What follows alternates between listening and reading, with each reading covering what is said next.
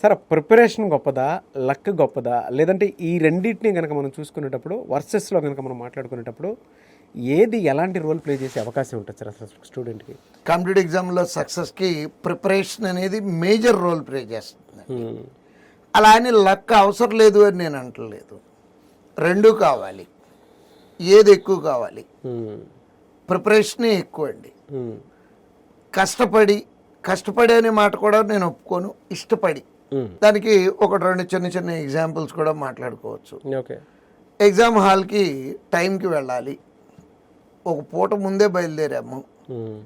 But మన చేతిలో లేని కొన్ని కారణాల మూలాన, అంటే మనం బయలుదేరిన బస్సు పాడైపోవటం, లేదు ఇంటర్వ్యూకి ప్రిపేర్ అయ్యి వెళ్తున్నాము, ఆటోలోనో బస్సులోనో ఎక్కినప్పుడు చొక్కా మీద మరకలు పడిపోవటం, టైం అలా అంటే కలిసి రాకపోవటం అనమాట.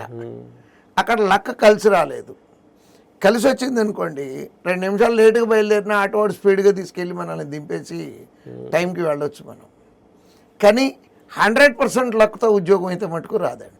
లక్ వర్సెస్ ప్రిపరేషన్ అంటే ప్రిపరేషన్ 90%, లక్ 10%.